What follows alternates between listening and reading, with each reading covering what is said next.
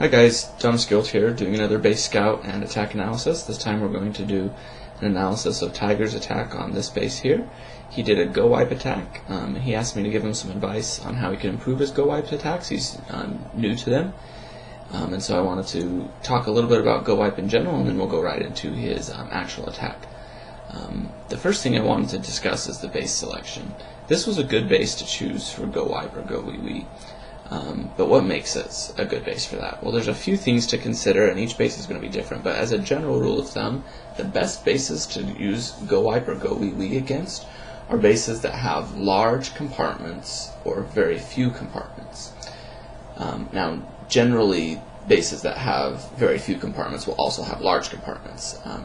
Not always, though. Like this base here actually has many compartments, but because of the way they've got them all kind of arranged side by side in a ring, surrounding one big compartment, it makes it a good base to go with. This big compartment in the middle is holding the majority of the defenses for this base. If you can get your kill troops into the center, they will wipe out all of these, and there will be very few defenses left. And not only that, the defenses that are left are all accessible to your troops from the center. They won't necessarily have to break down any walls to get to them. Right? A wizard standing here will shoot that and kill it. Then they'll move on, they'll move down, they'll stand here and shoot that and kill it. They'll never have to bust open very few of these walls in order to reach any of the defenses. Now think of the converse, where you have multiple compartments that aren't just all in a line like this, but that are staggered and well placed.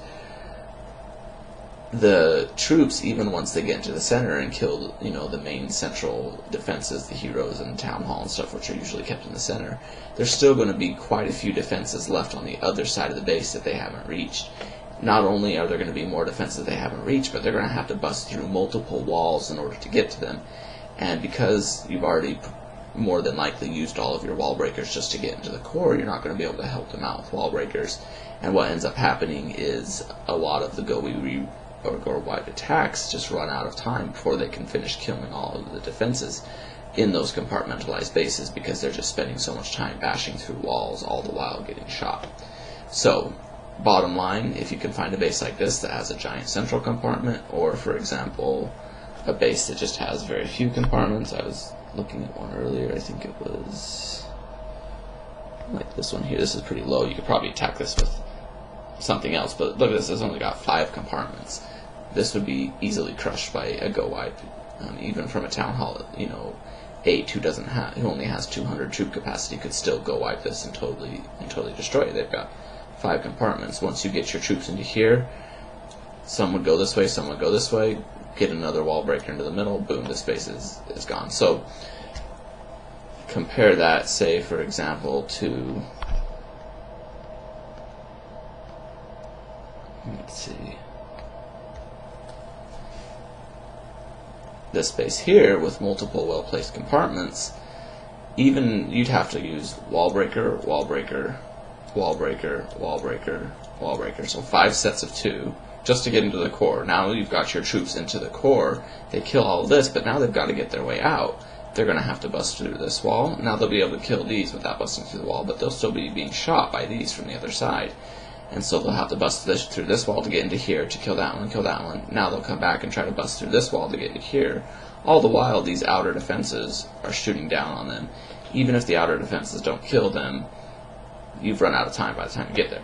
Now, these aren't the strongest walls, so you could maybe still be able to do it. But the point being, multiple compartments spread out with defenses in each compartment is going to be a difficult base to GoWiWi or GoWiPe. I keep saying GoWiWi, but I mean GoWiPe. It's the same strategy, honestly. It's just varying a little bit the troop placement, but the general attack strategy is going to be the same. So if I slip and say GoWiWi or something like that, just know that it's not going to be that different. Now the whole point of GoWiPe or GoWiWi is to let your wizard kill the base. And I think people get this backwards sometimes, and they think that the star of the GoWiWi is the golem, because it starts with golem. Or maybe it's the P.E.K.K.A.s or the witches, because they're the thing that makes the difference between GoWiPe or GoWiWi, so they must be the most important. No, that's not true. The golems and the witches and the P.E.K.K.A.s have a role, and it's an important role. But really the star of GoWiPe and GoWiWi are the wizards, and honestly it should be called the wizard attack, because what you're doing here is destroying a base with wizards. Now the reason the golem and the witches and the P.E.K.K.A.s are involved at all is because we all know that wizards have a weakness, and that is although they deal serious damage, they're easy to kill. And so what happens, you'll see noobs do this all the time, where they just like try to swarm a base with wizards. They'll drop 30 wizards and they'll think that it'll just crush the base. Well, they end up dying after killing like 2 buildings because it doesn't take very much to wipe them out.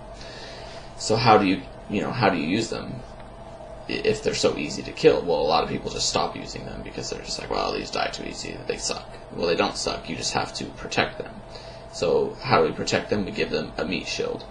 Now, a meat shield is a troop that goes in front of the whatever troop that you're trying to protect and draws the fire of the defenses so that the troops behind them don't get shot. In the GoWiPe and GoWiWi strategies, the meat shields are the golems first and foremost, and then in the GoWiPe, the P.E.K.K.A.s also serve a role as a meat shield, although they're intended to be serve dual purposes, which we'll talk about later. Similarly, in the GoWiWi, the witches raise skeletons, which serve as part of the meat shield, as well as damage dealers. But the main bulk of damage dealing is going to come from the wizards. They're doing 170 damage per second, which is one of the highest damage per second in the game. The only ones that are higher are the dragon, which does 180 at level 3, and the balloons, which do like, well, they're close. I think they're 164, something like that. The point being that those 3 are all up there in pretty high damage per second. The wizard is definitely the highest, bar none, as far as damage per second per housing space, right? Because the dragon is taking up 20 housing space and doing 180 damage per second, versus the wizard is only taking up 4 and is doing 170 damage per second. So you could get 5 wizards for the housing space of 1 dragon.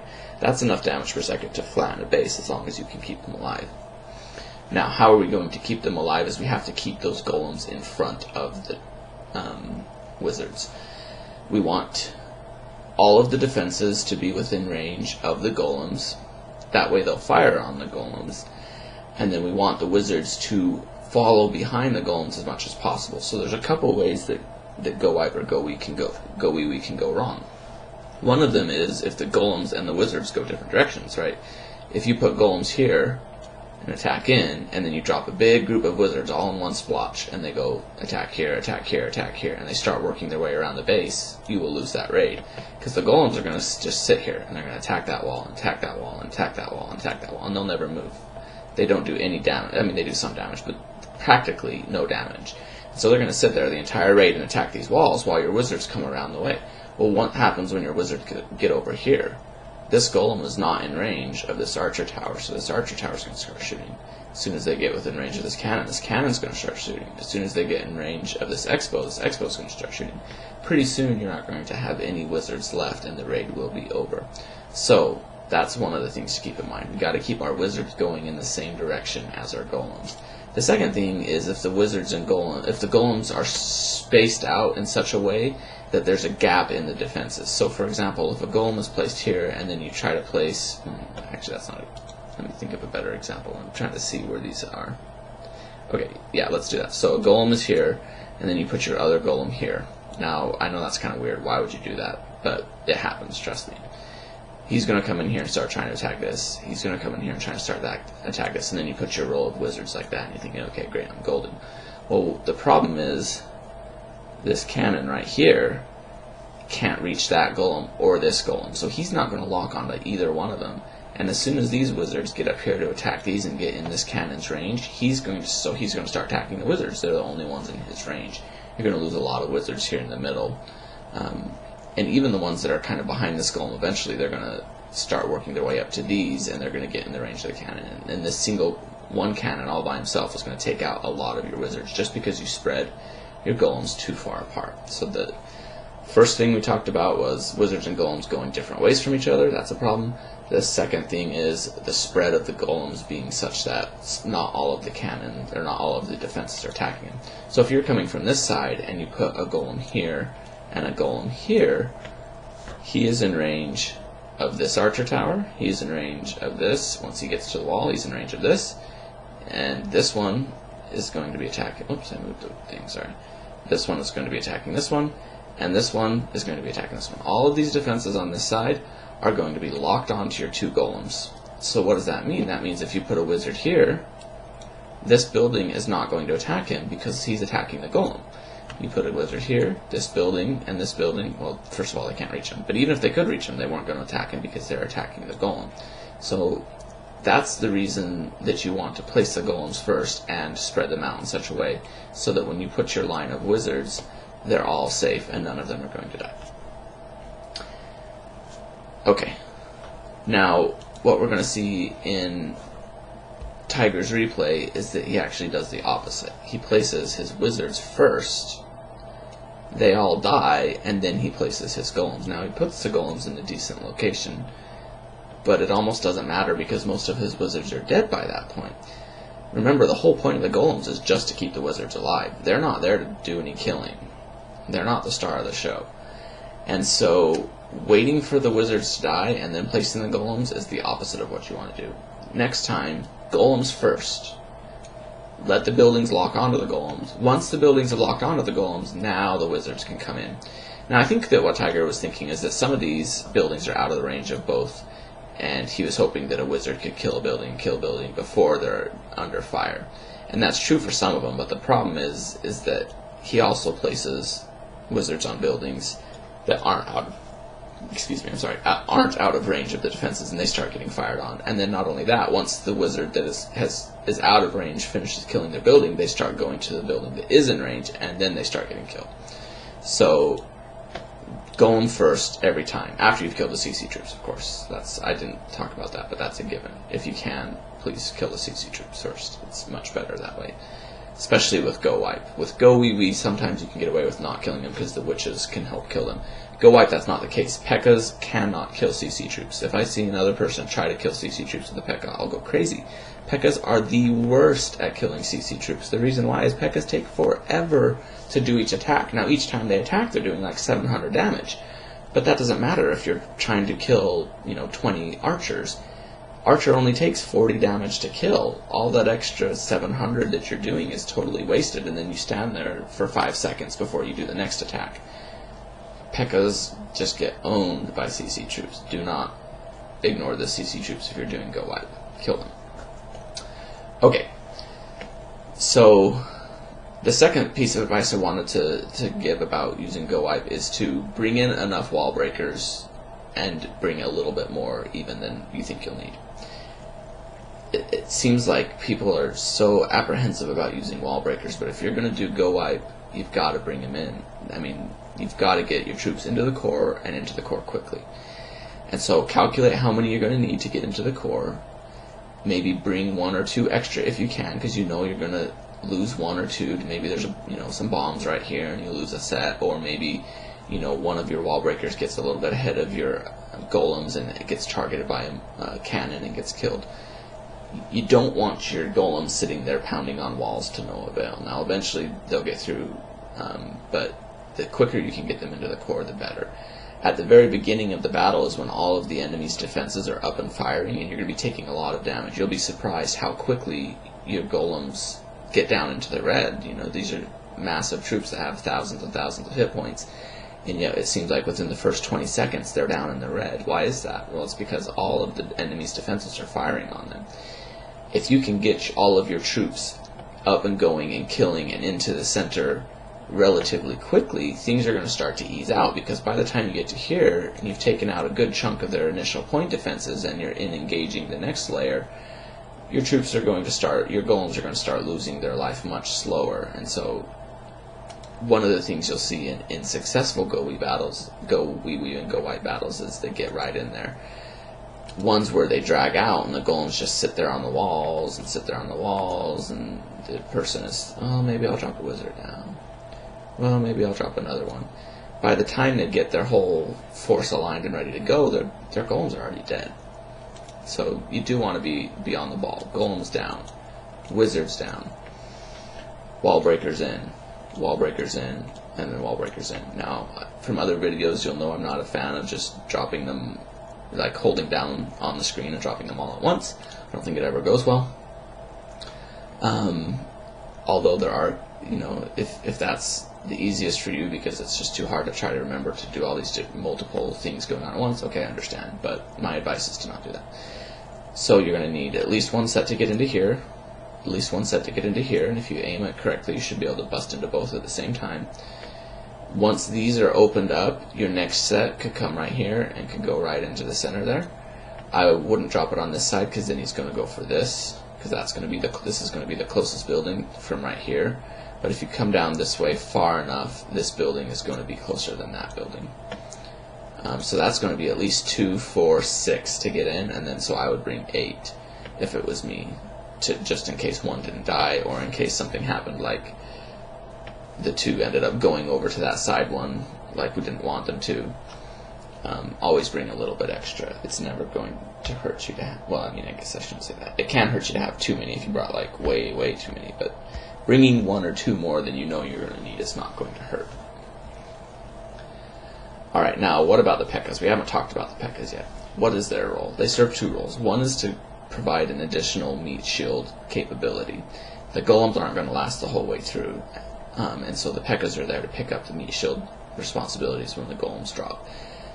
The other thing that the P.E.K.K.A.s are meant to do is to get into the core and engage the heroes and the high damage per second buildings like the Expos and high level Teslas. So the wizards are going to get distracted as they come into the core by all the stuff on the side because they can reach those things, they can shoot over walls. P.E.K.K.A.s on the other hand are going to ignore. So like say you bust in here, and now you've busted in there and everybody's working their way in. Wizards are going to shoot this and this, and then everybody's shooting this, and then the wizards are going to come down here, and some of them are going to try to kill this, and some of them are going to try to kill this, and some of them are going to try to kill this. They're going to start branching off. The P.E.K.K.A.s, on the other hand, are going to ignore these, for right now at least, because there's all these other buildings that they can kill that are not behind walls. And so that's one reason why you bring the P.E.K.K.A. in, is so that you can get those high damage per second buildings killed, you can get the heroes engaged and killed. P.E.K.K.A.s are hero killing machines, a couple swipes and they're dead. Get that town hall down with a troop that's not going to get distracted by these side walls. The other thing that you want the P.E.K.K.A.s for is when you do get the center killed, the P.E.K.K.A.s are going to be able to carve through the next layer of walls on the way out of the base much easier than the golems are. The wizards can go through walls okay, but P.E.K.K.A.s are even better at it. So the idea is you have to get those P.E.K.K.A.s into the core if they're going to do their job. Now, the initial line of wizards that you're placing down is going to help to do that because they're going to clear out some of these buildings that are going to distract the P.E.K.K.A.s and make them go around. But just to be sure, you want to make sure that there are no buildings here along the side that are going to draw your P.E.K.K.A.s the other way. So, for example, if you were doing this base, I would come from the same side that Tiger did, golems in, row of wizards behind, these get killed, I've wall breakered my way in, now golems are about right here, the wizards are up here engaging these. At this point, all of these buildings should be dead. And hopefully your wizard, at least 1 or 2 of your wizards have been able to get here and kill these buildings as well. But this is where you want to check and make sure. I was trying to do a dotted line, but you know what I mean. Okay, so this one here, I'll draw a circle around it. We're hoping was killed as well. If all of those are dead, and you dropped a P.E.K.K.A. right here, what's the closest building? It's in right here. He's going to go straight for the center. However, suppose only these were dead, but these didn't get killed, and you dropped a P.E.K.K.A. right here, and these are dead. Okay, right, now you've got a hole right there. What's the closest building? It's a close call. Is this one closer than that one? Probably not. They may still go here, but it's hard to judge, and P.E.K.K.A.s are finicky. And if you're closer over, if you maybe dropped it closer this way, then this building is closer than that building, right? Also, sometimes it's not that clear cut. Maybe this is the building that's still alive here. You drop your P.E.K.K.A. here, he's going to go straight for this way. My point being is that these little buildings right on the side can draw your P.E.K.K.A.s off to the side, which is what we don't want to happen. We want them going straight into the core. And so if that initial line of wizards doesn't take out enough of the buildings, get a wizard or 2 specifically targeted on the building that you need to kill to make sure that those P.E.K.K.A.s are going to go into the center. As soon as you've got your hole into the center, or even you can do it before you get your hole into the center, but as soon as you've got the side buildings killed, essentially you can get those P.E.K.K.A.s in. So you could even send your P.E.K.K.A.s in while this row is still being attacked as long as these side buildings are killed, so that the P.E.K.K.A.s will continue into the center. Once the P.E.K.K.A.s get into the center, you use your heal spells, you use your rage spells, keep them alive, you're good to go. Hopefully you haven't used all of your wizards in that first row. The first row is to get this stuff clear and then to get up and start killing these buildings.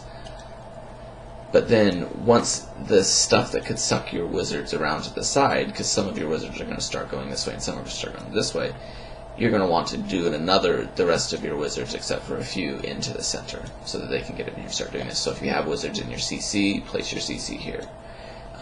If you have some extra wizards loose, place them there. Save, 1, 2, maybe 3 for later cleanup, but do the rest to get in there. I don't like saving your CC full of wizards for cleanup, because then it's 5 wizards all in one spot. You don't need 5 wizards all in one spot for cleanup. Better to have your 5 wizards all in one spot, just go straight into the center. And then save your 1 or 2 or 3 extra wizards loose, so that by loose I mean where they're not in your CC, you can just drop them yourself. That way you can put them where they're needed and spread them out to help with cleanup. Alright, so that's enough talking for now. Let's go ahead and watch Tiger's replay, and hopefully we can see some of the principles I've talked about in action. Sorry that this has been such a long video, but this is the first time I've really talked about GoWiPe in depth, so I had a lot to say about it. There it is, okay.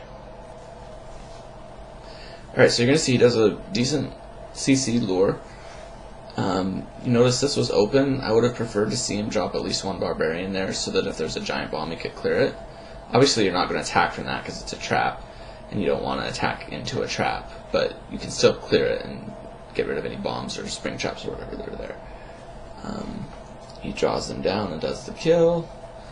Not a lot to say about that. I'm not sure if he got the full CC pull. We'll see as we go along. I'm worried that he didn't, but that's not the biggest issue with the raid, so I'm not sure. Now the CC kill doesn't go beautifully. We lose a few more troops than we need to. But here's the real big issue. Wizards are coming out now. Now remember, when we talked about it, these are the lifeblood of the GoWiWi. This is what GoWiWi is all about, is keeping, or GoWiPe, GoWiWi, keeping these wizards alive. And you notice all of these wizards are dead or dying before the golems go down. Now he's got 4 left. So this is really the reason why this attack didn't go well, is because the golems went down before or after the wizards. The golems needed to go down before the wizards. The other reason why the attack failed is because, like I said, like I suspected, it was an incomplete CC pull. There's a wizard. Look at what he's done to this golem in just a few seconds. The golem's practically dead. He's going to die in this next hit here, just from a few seconds of being shot by a wizard. Got to get that full pull. If you're not sure how much it's going to take to get the pull, you kind of have to learn that from experience. And the experience is like, okay, count how many buildings are going to be shooting what you're using to pull. So he used a giant to pull. This building is shooting it, this building is shooting it, and this building is shooting it. And maybe even this one. But count them, check out their range and see what's going to be shooting them. See how long they're going to stay alive, right? With these 3 buildings shooting a level 5 giant, he's going to stay alive for what, 3 seconds? Maybe 4 seconds? Is 3 or 4 seconds enough to pull a full 20 or 25 CC? If there's a bunch of archers in there, no.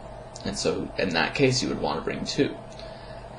Another thing you could have done was bring a few barbarians, so you could start the pull by dropping a barbarian in there to see if there's a bomb, continue the pull by dropping a giant, and then double checking that the pull was complete by dropping 1 more barbarian in there and see if anything comes out. Make sure you get the complete CC pull. Now in come the wall breakers all in one group. It ends up not hurting them in this case. The wall breakers do okay. They bust into here and bust into here and then bust 1 more. But suppose that there had been a set of bombs right here, or suppose that the mortar hit happens to hit right then. All your wall breakers are dead. Not a fan. In addition, because they're uncontrolled drop, you don't get to choose which compartments are broken into, which I feel like is a little bit unfortunate. Alright, let's continue watching. Golem's dead. This golem's going off on his own because no wall breakers helped him get into here. Now at this point, if I was him, I would have had my P.E.K.K.A.s down and all of my CC wizards coming into the core. Right? We're losing all of our troops here because there's nothing to kill this stuff. King's gone. Queen's going to be gone here in a minute. And again, we kind of had a reversal of the roles, right? He dropped the 3 wizards, and now he dropped the P.E.K.K.A.s. Well, the 3 wizards are getting targeted, and they're going to get killed, and the P.E.K.K.A.s are going to come in. Now, they're going to end up being able to get into the core and get this town hall, so he does get the 1 star, and that's just off of sheer P.E.K.K.A.s being awesome and being able to rock through all of this stuff and get to the town hall. But think how much more awesome they would have been if the P.E.K.K.A.s had come down first and started absorbing this damage, and even just the 3 wizards, I'm not even talking about CC right now, but just those 3 that he just barely dropped were behind the P.E.K.K.A.s. Well, those wizards would have been safe, and they would have been raining fire on all of this stuff around them because everything would have been shooting at the P.E.K.K.A.s. Instead, because the wizards came down first, and there's no tank anymore, right? No golem, no king. These wizards are all getting rocked.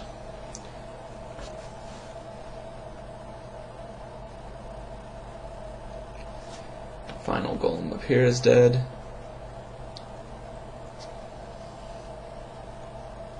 See, the P.E.K.K.A.s take care of the heroes really easily.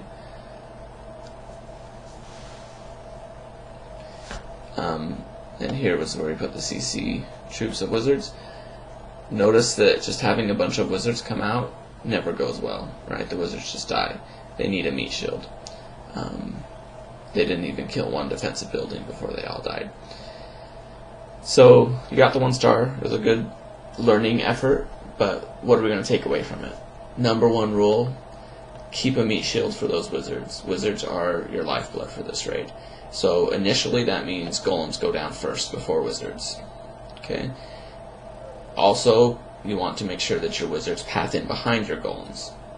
Send the P.E.K.K.A.s in as soon as you have a clear path to the core. So as soon as these side buildings are no longer a distraction, get those P.E.K.K.A.s in there, man. No reason to hold them any longer than you have to get them into the core. And then your P.E.K.K.A.s are going to serve as your tanks once in the core, because your golems aren't going to last forever. And get that second wave of wizards in with those in with those P.E.K.K.A.s, so that you have massive firepower coming into the center.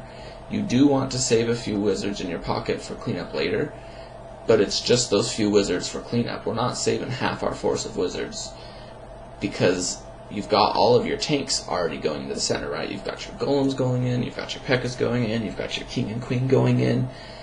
Once there's no tanks or meat shields or whatever you want to call them left for your wizards, they're not going to be very good on their own, so no reason to hold them back if you've got meat shields going into the center. It may be a slightly different case if it's one of those open bases and your golems are going around the side hitting defense after defense. In that case, maybe save 3 and dole out 3 wizards at a time, 3 wizards at a time as they go around the base. But in a base where you're trying to go straight into the center, get that overwhelming firepower into the center and keep those wizards behind the meat shield, and you'll do just fine. Happy to see more attacks like this in the future, Tiger. It'll be great. You'll learn quick, and it becomes a very fun attack to do. Alright, signing out.